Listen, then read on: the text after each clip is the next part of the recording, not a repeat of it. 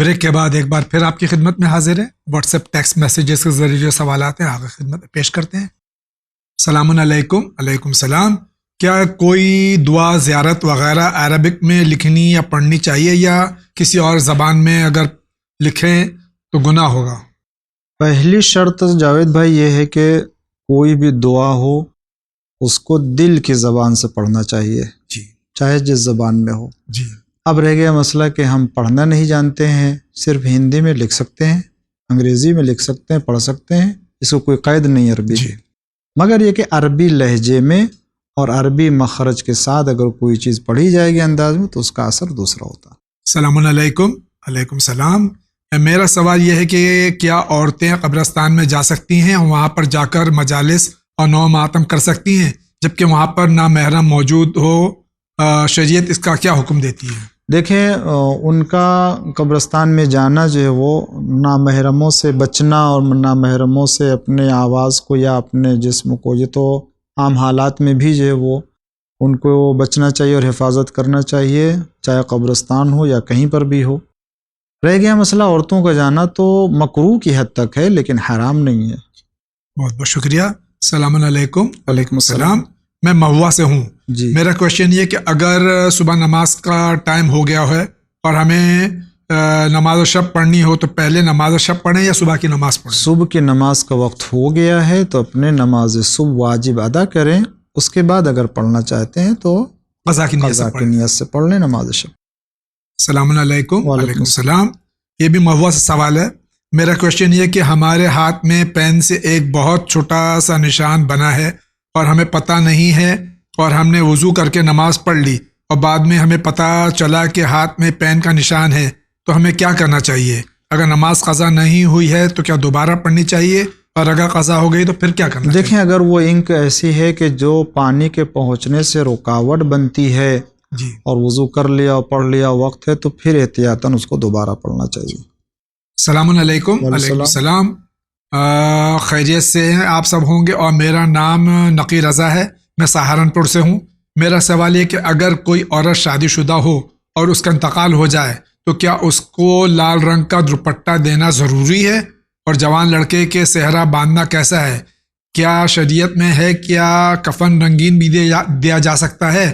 جب میت ہو جائے تو کیا اسی دن صدقہ دینا ضروری ہے اور کپڑے دینا بھی؟ اور کیا صدقہ معین ہے کہ 1500 یا 2000 ہو، چاہے کسی کی اتنی حیثیت نہ ہو؟ جب میت ہو جائے تو کیا اسی دن صدقہ دینا ضروری ہے اور کپڑے دینا بھی؟ اور کیا صدقہ معین ہے؟ یہ بس یہ چیزیں دیکھیں. نہیں ایسی بات نہیں ہے، کوئی معین نہیں ہے. صدقہ میت کی طرف سے دینا چاہیے، بس جو بھی انسان کے قدرت میں ہو، حیثیت ہو وہ چیز. اور یہ کہ کفن مستحب ہے کہ سفید کپڑے میں ہو جی اور سفید لباس یعنی سفید کفن ہونا چاہیے، مستحبات میں ہے. نہیں ہے بائی چانس کہیں ایسی جگہ ہے جہاں پر وہ ہے کہ اور دوسرا کوئی لباس نہیں ہے تو ایک الگ چیز ہے کہ اسی کے لباس میں اس کو دفن کر دیں اگر نہیں فراہم ہے تو. اور رہ گیا مسئلہ کسی جوان کو تو یہ علاقائی رسم ہو سکتی ہے ورنہ اس کا اسلام کے احکام سے کوئی تعلق نہیں ہے. جوان لڑکی شادی شدہ ہے تو دوپٹہ سرخ دینا ایسا کوئی شرعی احکام میں سے نہیں، شرعی احکام دستور میں سے نہیں ہے. السلام علیکم. وعلیکم السلام. I am Suhana from Guwahati Assam. ماشاء اللہ. میرا کویشچن ہے، میری ماں بیمار ہے اور گاؤں میں رہتی ہیں، مجھے 200 کلومیٹر مجھ سے دور ہیں اور میری شادی ہو گئی ہے. میں 43 سال کا ہوں. شادی کے بعد سے میں بیمار رہتا ہوں، بعد میں ٹھیک ہو گیا تھا لیکن 2020 اکتوبر سے میری اسکن پرابلم ہو گئی ہے اور ابھی تک ٹھیک نہیں ہوا ہوں. میری ماں مجھے جانے کو بولتی تھی لیکن میں کام نہیں کر سکتا ہوں اس لیے نہیں جا پاتا ہوں، اس لیے میرے ساتھ بات نہیں کرتی ہیں. میرے 2 بھائی ہیں، ان کی بیوی بھی ہیں، ہم دونوں بہنیں سے کام کرانا چاہتی ہیں. اور ایک بات، میرے ہسبینڈ کا کوئی نوکری نہیں ہے اس لیے میری ماں کے گھر کی کوئی رسپیکٹ نہیں کرتا. کئی بار اپمان بھی کیا. میرے ہسبینڈ نہیں جانا چاہتی ہے، میری ماں مجھے فوراً ٹوکتی ہیں. دیکھیں ان تمام باتوں میں ایک بات کا خیال رکھے، بس وہ یہ کہ ماں ہے تو ماں کو بہرحال اسے راضی کرنے کی کوشش کریں، اس کو ناراض نہ کریں جی اور تکلیف نہ دے، جہاں تک ہو سکے انہیں اذیت نہ ہونے پائے، اور بقیہ باتیں اگر ان کی طرف سے زیادتی کے عنوان سے بھی ہو رہی ہیں تو انہیں ظلم نہ سمجھے اور نہ زیادتی سمجھے، بہرحال ماں باپ ہیں، ان کا احترام ہر شکل میں ضروری ہے۔ السلام علیکم۔ وعلیکم السلام۔ جی میں ام ابیحہ دہلی سے، میرا ایک سوال ہے کہ بینک میں جو انٹرسٹ ملتا ہے وہ کیا حرام ہے؟ کیا اس پہ صدقہ واجب ہے؟ اس کا جواب دیں۔ دیکھیں، اگر ہم نے کسی شرط کے ساتھ اگر رکھا ہے اور اس ارادے سے، تو یقیناً یہ اشکال رکھتا ہے اور صحیح نہیں ہے۔ آپ اپنے رقم حفاظت کی غرض سے رکھتے ہیں تو بینک اگر انٹرسٹ دے رہا ہے دیتا ہے تو وہ ایک دوسری چیز ہوتی ہے، لیکن اور ایک یہ مسئلہ کہ جو انٹرسٹ ملتا ہے تو اس پر صدقہ نہیں ہے، لیکن آپ کی رقم ہے، خمس ہے، اگر آپ کی بچت رہے گی اور آپ نے خمس نہیں دیا، انٹرسٹ ہے وہ اس سال کا، تو آخر میں اس پر خمس نکلے۔ بہت بہت شکریہ۔ ایک طویل سوال پڑھ دیں آپ کی خدمت میں۔ بسم اللہ۔ السلام علیکم۔ وعلیکم السلام۔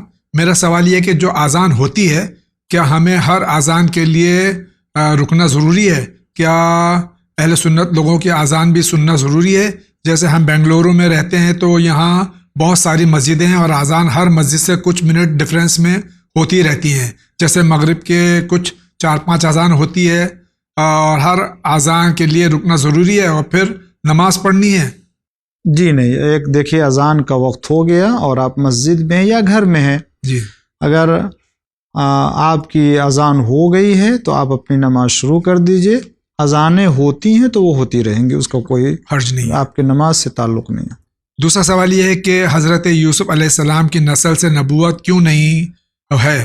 کہیں کچھ سنا تھا کہ اللہ نے یوسف علیہ السلام سے ان کی کچھ غلطی نعوذ باللہ کے لیے ان کی نسل سے نبوت آگے نہیں بڑھائی اور حضرت لوی سے نبوت بڑھائی، پتہ نہیں ہے صحیح ہے یا غلط؟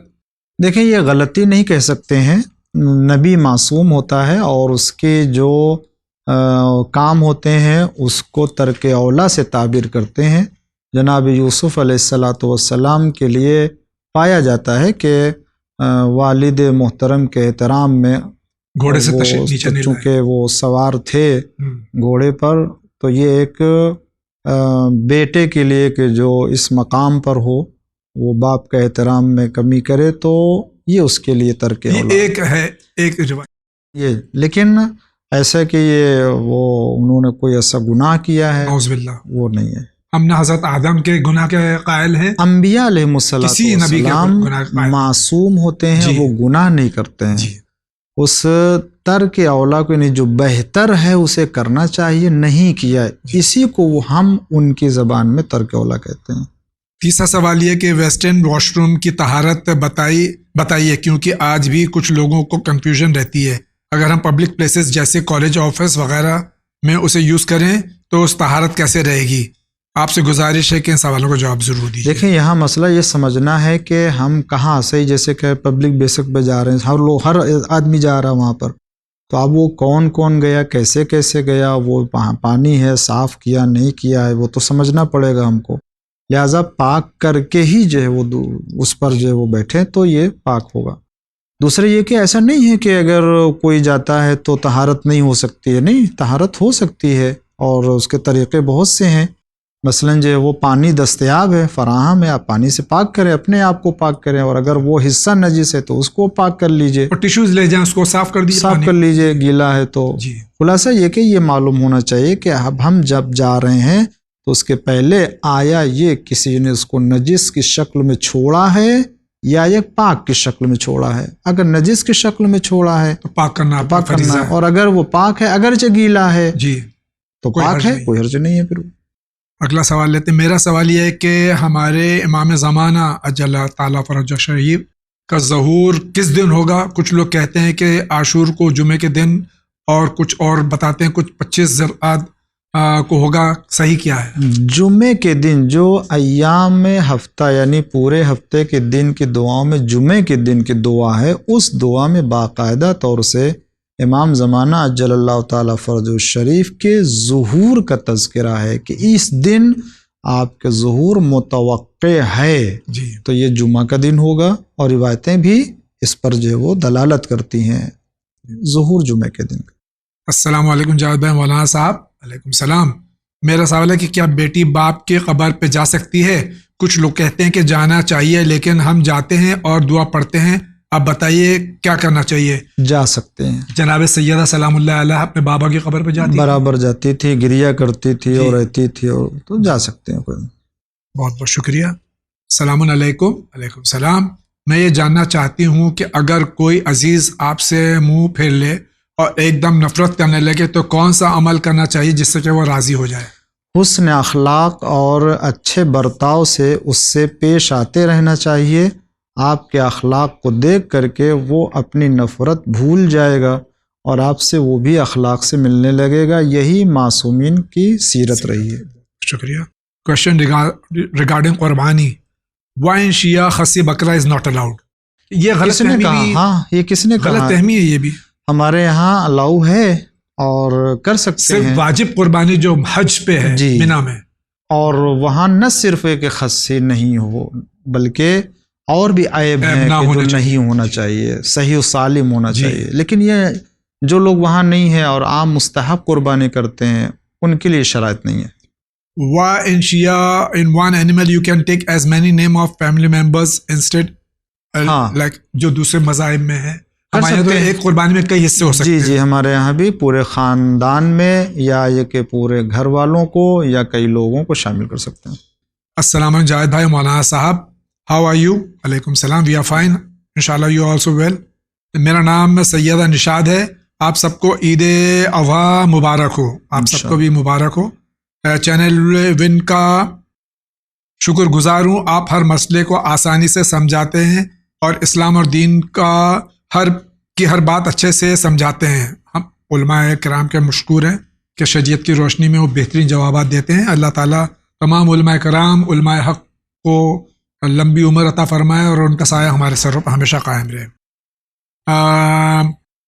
بس یہ ان کا عید الاضحیٰ کی اور دعا کی گزارش تھی۔ السلام علیکم۔ علیکم السلام۔ میرا نام توصیف حیدر، میں دہلی سے ہوں۔ ہم نماز بعد سجدے شکر کرتے ہیں، وہ واجب ہے یا مستحب؟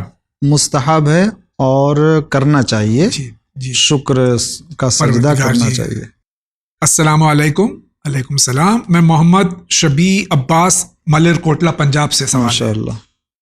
میوزیکل انسٹرومنٹ بجانا کیسا ہے؟ کیونکہ بعض دفعہ بڑے شہروں میں محرم میں ڈھول بجائے جاتے ہیں اور 8ویں امام کے روزے پہ بھی نقارہ بجتا ہے۔ دیکھیں، اگر یہ ڈھول تاشا عام دنیا داروں اور فلمی دنیا یا یہ کہ لہو لیب کی حرام نشستوں سے ملتی جلتی آواز سے ہے تو حرام ہے، لیکن اگر اس سے ہٹ کر کے ہے تو پھر کوئی حرج نہیں ہے، لیکن بہت زیادہ اس کے اوپر تاکید نہیں کرنا چاہیے، اور نہ ہی وہ نقارہ بجایا جاتا ہے۔ وہ ان کا اپنا ایک دستور ہے، ایک رسم ہے اور اس علاقے کی رسم ہے، ضروری نہیں ہے کہ ایک چیز ہر جگہ ہو۔ السلام علیکم۔ علیکم السلام۔ میرا سوال بہت دنوں سے گیا ہے مولانا صاحب، ابھی تک جواب نہیں آیا۔ ٹی وی پہ میں بہت ریکویسٹ کرتی ہوں مجھے جواب دے دیجئے، میں بہت پریشان ہوں۔ اگر آپ سوال دوہرا دیتی تو آج سوال کا جواب مل جاتا۔ آپ کا سوال مجھ تک پہنچا نہیں، اس لیے میں نے یہاں پیش کیا نہیں آگاہ کی خدمت میں۔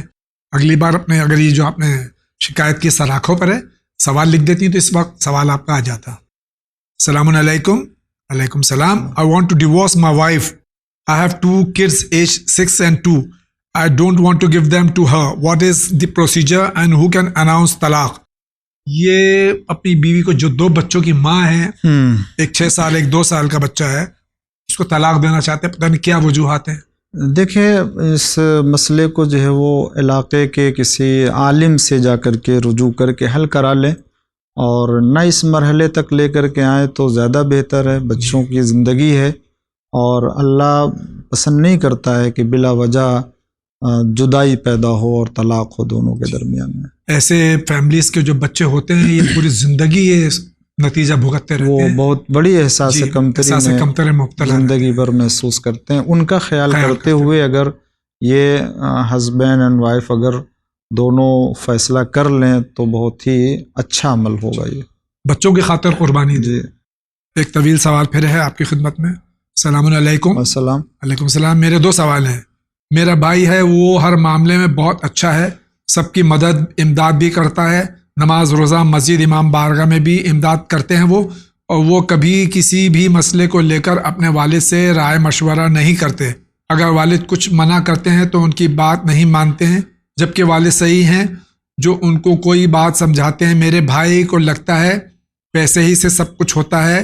ہر بار میرے والد بہت مایوس ہو جاتے ہیں, آنکھیں نم ہو جاتی ہیں. کیا میرے بھائی کی اس عبادتوں کا اور سب کی مدد کا کوئی فائدہ ہے, جبکہ وہ والد کا احترام نہیں کرتے ہیں, کوئی بات مانتے نہیں ہیں؟ صحیح کہہ رہے جعفر بھائی, وہ جاوید بھائی, جی کہ یہ ماں باپ کو ناراض کرنا, اور یہ جیسا کہ ذکر کیا ہے, ان حالات میں ان کی عبادت اور ان کے دیگر اعمال کے اوپر ممکن ہے اثر پڑے. جی اس لیے کہ باپ کو اس حد تک ناراض کر رہے ہیں کہ ان کی آنکھوں میں آنسو آ جاتے ہیں, اور آنسو بغیر تکلیف اور اذیت کے نہیں آتے ہیں. بے شک. جی لہٰذا درست نہیں ہے یہ رویہ.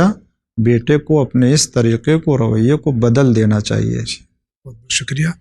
دوسرا سوال یہ کہ بھائی کوئی بھی کام کرتے ہیں پاپا سے نہیں بتاتے ہیں, ناراض ہو جاتے ہیں, اور مجھے ان کی بھائی کے چکر میں جھوٹ بولنا پڑتا ہے, تو کیا میرا یہ جھوٹ بولنا صحیح ہے؟ جھوٹ ہے اور درست نہیں ہے. لہٰذا کوئی ایسی تعویل کریں یا کوئی ایسی صورتحال پیدا کریں, جھوٹ نہ بولنا پڑے. جھوٹ نہیں بولنا چاہیے. شکریہ آغا. السلام علیکم. السلام. میرا نام زہرا, میں بنگلورو سے ہوں. میں 12 ایئر سے باہر کنٹری کو جانے کی کوشش کر رہی ہوں, مگر اب تک میرا کوئی راستہ نہیں نکلا.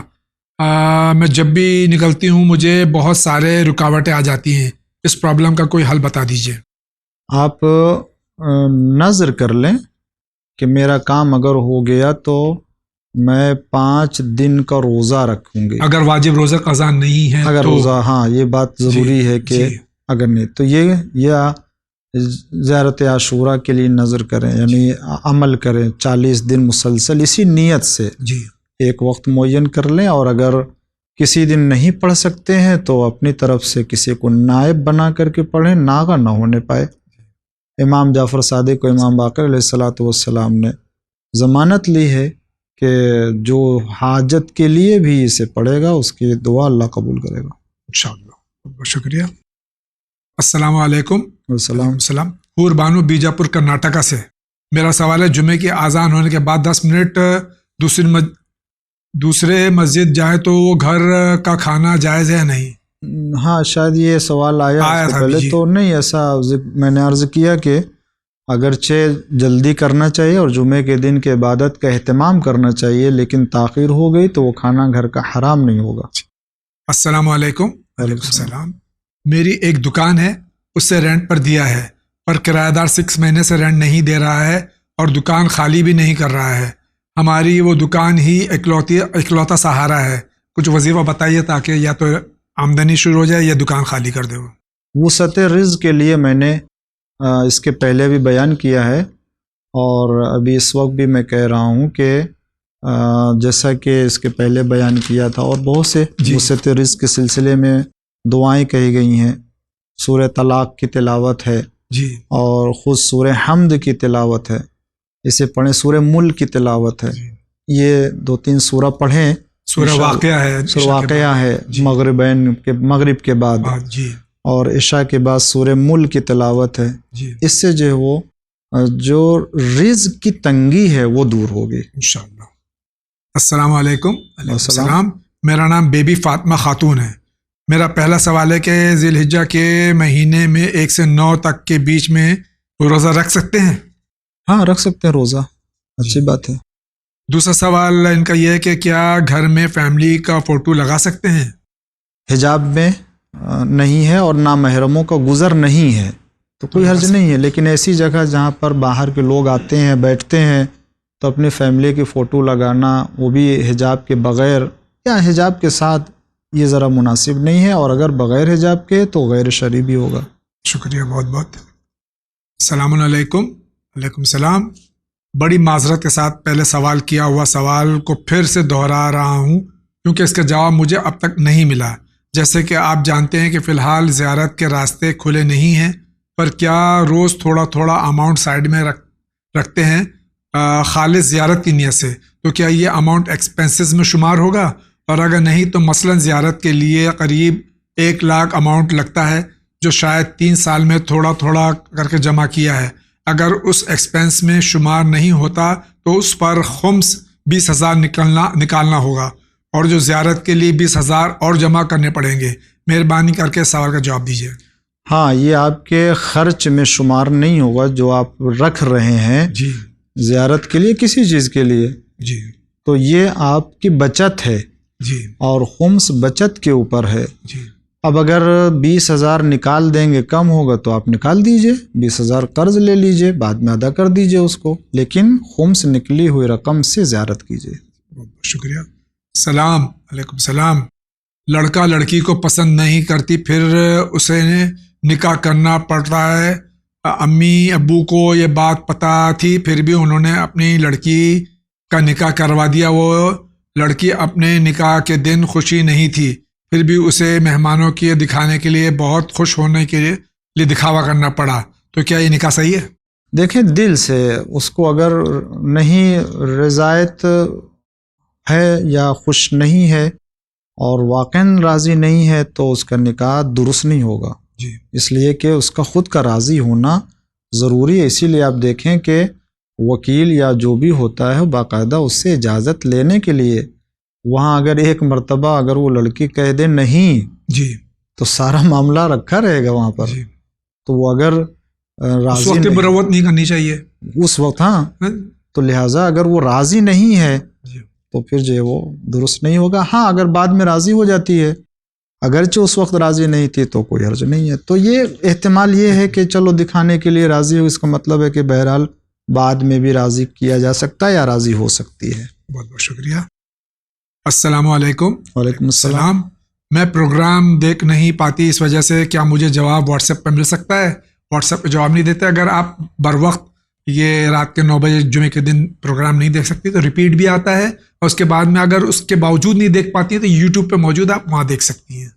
میں جناب علی خامنائی صاحب کے حوالے سے پوچھنا چاہتی ہوں کہ کیا ہمیں قرآن عربی میں پڑھنا چاہیے جبکہ ہمیں کوئی اور لینگویج آتی ہو؟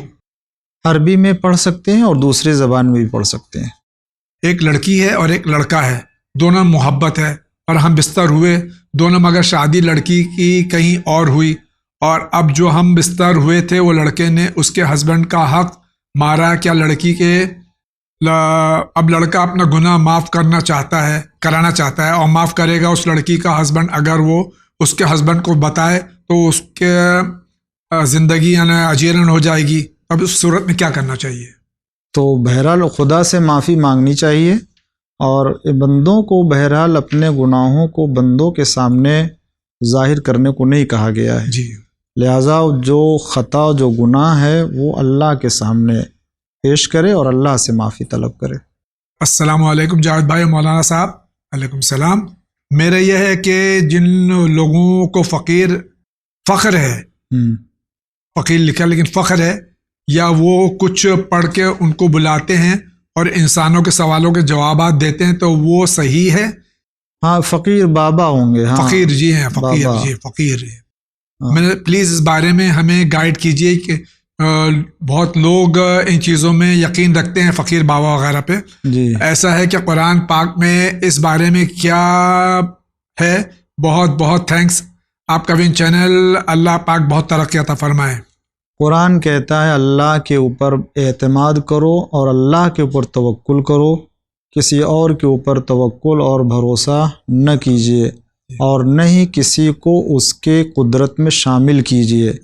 اللہ تعالیٰ وہ ہے کہ جس کے اوپر اگر کوئی بھروسہ و توکل کرتا ہے تو وہ خدا کافی ہے، کسی اور دوسرے کی مدد کی ضرورت نہیں ہے، اور ایسے لوگوں کے اوپر بھروسہ کرنا اور اعتماد کرنا درست نہیں ہے، اس لیے کہ ان کے پاس وہ علم نہیں ہے کہ جس کے ذریعے سے ان کے اوپر بھروسہ کیا جا سکے اور وہ پورا کر سکے۔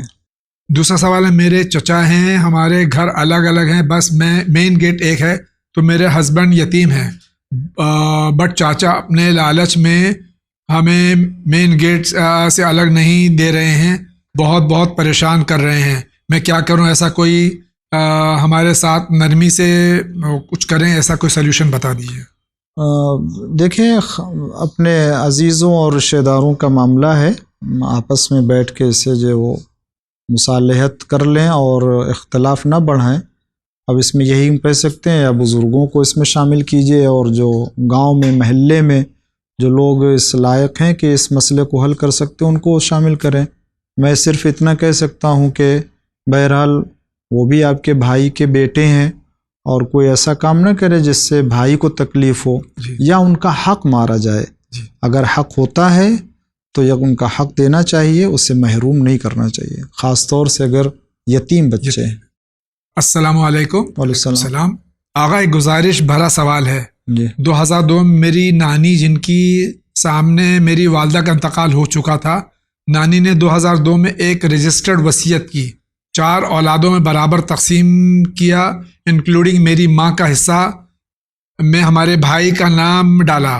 اسی سال لاسٹ میں ان کا بھی انتقال ہو گیا.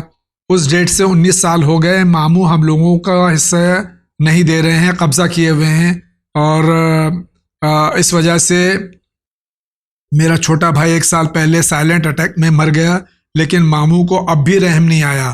ماتم، مجلس، نظر نیاز خوب باورچی لگا کر کرتے ہیں، تو یہ کیا صحیح ہے؟ دیکھیں، یہ مجھے کچھ یہ مسئلہ واضح نہیں ہوا کہ دادی نے یا نانی نے اس کو وصیت میں لکھا اور سب کو کیا کیسے. تو دیکھیں، وصیت جو ہوتی ہے وہ 1/3 میں ہوتی ہے، صرف 1/3 کی ہوتی ہے. جی، 1/3 میں ہی جو ہے وہ کسی کو، اگر انہوں نے اپنا مال جو ہے وہ وصیت کیا، اس سے زیادہ میں وہ کسی کو اپنی زندگی میں وصیت. ہاں، اگر انہوں نے لکھ کے ہینڈ ورک کر دیا تھا، ہبا کر دیا جس کو کہتے ہیں، تب تو وہ سب کے لیے تقسیم ہو سکتے اور ان کا حق ہو گیا، ان کی زندگی میں ہو گیا تھا. وہ تو ماموں کا کوئی تعلق ہی نہیں تھا، اس وقت بھی نہیں تھا. لیکن اگر ہینڈ ورک نہیں کیا اور ہبا نہیں کیا اپنی زندگی میں، تو یہ وصیت اس طرح سے نہیں ہوتی ہے. السلام علیکم. وعلیکم السلام. اگر کسی مقصد کے تحت کوئی رقم ملی ہو اور سال بھر میں وہ رقم خرچ نہ ہو پائے اور بچ جائے، تو کیا اس پر بھی خمس ہے؟ نہیں، یہ کسی کی امانت نہیں ہے، یعنی خود اس کی امانت نہیں ہے، بلکہ یہ اس کام کے لیے کی امانت ہے. جی، تو وہ کام میں خرچ کی جائے گی، اس پر خمس نہیں. السلام علیکم. السلام. میرا کوشچن ہے، کانڈوم یوز کرا پھر بھی پریگننٹ ہو گیا، کیا اسے جنم دے سکتے ہیں؟ ہاں، وہ تو ایک بار ہمارا ٹھہر گیا تو اب وہ چاہے 10 دن کا ہو یا ایک مہینے کا ہو یا کتنے، تو اس کو آپ رکھیں. واجب ہے، اور اس کو ضائع کرنا حرام ہے، ضائع نہیں کر سکتے. سلام علیکم. سلام. With due respect, can you help me find out the incident when an alim was called to explain why Shia do ta'wil and Quran? Incident that Shia alim in the court quoted one ayat and says blind will not go to Jannat. Please help and narrate full waqia. حسین مہدی 17 جون 2021 کا واقعہ ہے کہ یہ فرما رہی ہیں کہ کسی عالم نے یہ فرمایا، کہیں ایک واقعہ ہوا تو انہوں نے کہا کہ تعویل قرآن کہ شیعہ عالم نے کہا کہ کورٹ میں کہ اندھا جو ہے وہ جنت نہیں جائے گا، قرآن کی کوئی آیت پیش کی. تو کیا یہ صحیح ہے؟ دیکھیں، ہاں، یہ درست ہے، اس لیے کہ قرآن کریم کہتا ہے کہ جو اس دنیا میں اندھا ہے وہ اس دنیا میں بھی اندھا ہوگا. اور یہاں پر اندھے سے مراد ظاہری آنکھوں کی روشنی کا نہ ہونا نہیں ہے، بلکہ حق سے اندھا ہونا ہے. بصیرت نہ رکھنا، بصارت نہیں ہے، بس حق سے بصیرت نہ رکھنے والا اندھا ہے. جس طرح سے مردہ کہا گیا ہے انسان کو، وہ انسان مردہ ہے جو اہل بیت علیہ السلام کی ولایت اور محبت نہیں رکھتا ہے، وہ مردہ ہے اس دنیا میں، گو کہ چل پھر رہا ہے لیکن مردہ ہے. اسی طریقے سے جو اہل بیت علیہ السلام کی محبت اور حق سے وہ منہ موڑے ہوئے ہے، وہ بصیرت نہیں رکھتا اور اندھا ہے. تو جو یہاں اندھا ہے اسی طرح سے وہاں بھی اندھا ہوگا اور وہ جنت میں جانے کے لائق نہیں ہوگا. بہت بہت شکریہ. السلام علیکم. السلام. میرے دماغ میں ایک سوال ہے جس کا اگر مجھے جواب مل جائے تو بہت بہتر ہوگا. کون سے جانور حرام ہیں، کون سے حلال، یہ ہم کو کیسے پتہ چلے اور ان کی نشانی کیا ہے؟ جی دیکھیں، یہ سوال اچھا ہے لیکن تھوڑی سی جو وہ تفصیل ہے، تو میں عرض کروں بس بہت مختصر انداز سے کہ پورے تمام جتنے بھی جانور ہیں، حیوانات ہیں، ان کے 4 حصوں میں تقسیم کر سکتے ہیں، 4 حصوں میں۔ سب سے پہلے تو جو دریا کے حیوان ہیں، جو پانی میں رہتے ہیں، سمندر میں، اس میں مچھلیوں کے علاوہ وہ بھی وہ مچھلی کہ جو چھلکے رکھتے ہیں، ان کے کرن کہہ لیجئے، اسکیلز کہہ لیجئے، ان کے علاوہ بقیہ جتنے بھی مچھلی کے جانور ہیں وہ سب کے سب حرام ہیں جی، وہ سب کے سب جو ہے وہ حرام ہیں۔ اسی طریقے سے خشکی میں رہنے والے جانور جتنے ہیں، اس میں بھی جو ہے وہ کتا ہے، سور ہے، درندے ہیں، اسی طریقے سے جن کے نوکیلے دانت ہوتے ہیں، جیسے شیر، بھیڑیا، شیر ہے، اور اسی طریقے سے جن کے ناخون نوکیلے ہوتے ہیں جی وہ ہیں، اور تیز ناخون ہوتے ہیں، جیسے شیر بتایا، جی اور خرگوش ہے، اور بھیڑیا ہے، جی یہ ہے، یہ سب کے سب حرام ہیں جی۔ خشکی میں رہنے والے۔ لیکن اس کے علاوہ خشکی میں رہنے والے جیسے بھیڑ ہے، گوسفند ہے، بکری ہے، اسی طریقے سے جو ہے وہ اونٹ ہے، یہ ساری چیزیں، بکریاں ہیں، یہ حلال ہیں۔ اور اسی طریقے سے اب پرندوں میں آ جائیے۔ پرندے 2 طریقے کے دیکھے ہوں گے، کون سا پرندہ حرام، کون سا حلال ہے۔ وہ پرندے کہ جب اڑتے ہیں تو اپنے پروں کو جلدی جلدی اور زیادہ حرکت دے کے اڑتے ہیں۔ جی، اگر زیادہ حرکت دے کے اڑتے ہیں تو یہ پرندے حلال گوشت ہوتے ہیں، لیکن اگر وہ اپنے پروں کو زیادہ حرکت نہ دیں، 1-2 مرتبہ جو ہے وہ حرکت دے کے دور تک فضا میں وہ جو ہے وہ پرواز کرتے ہیں اور پورے پر کو پھیلائے رہتے ہیں اپنے، تو وہ جانور حرام ہے، یعنی وہ پرندے حرام ہیں۔ یہ اس طرح سے بتایا۔ تو اس طریقے سے اب آ جائیے جو زمین میں کیڑے حشرات پائے جاتے ہیں، رینگنے والے، یہ سارے کے سارے جو ہیں وہ حرام ہیں، ان کا کھانا جائز نہیں ہے۔ یہ ایک مختصر جو ہے وہ بہت بہت شکریہ، تفصیل تھی۔ ناظرین کرام، اسی کے ساتھ آج کے اس ایپیسوڈ کا وقت ختم ہوا چاہتا ہے۔ میں حجت الاسلام کا مشکور ہوں کہ سوالات کے جواب دیے جس سے ہم سب مستفیض ہوئے۔ آپ کا بھی میں تہہ دل سے شکریہ ادا کرتا ہوں کہ آپ سوالات بھیجتے ہیں، سوالات کے جوابات آپ اور ہم سب مستفیض ہوتے ہیں۔ انشاءاللہ ہم سب اس پر پوری طرح سے عمل کرنے کی پوری کوشش کریں۔ پھر یاد دلا دوں، ان قریب عید اکبر، عید غدیر آنے والی ہے، اس کا اہتمام کریں، بہترین سے بہترین طریقے سے اس عید کو منانے کی خوشیاں اور مسرت کے ساتھ کوشش کریں، اور اس پیغام کو غدیر کے ان لوگوں تک پہنچانے کی کوشش کریں جو اب تک ناآشنا ہیں۔ میں ایک بار پھر حجت الاسلام کے شکریہ کے ساتھ آپ سے اجازت چاہتا ہوں۔ انشاءاللہ زندگی رہی تو پھر آپ سے ملاقات ہوگی۔ وآخر دعوانا ان الحمدللہ رب العالمین۔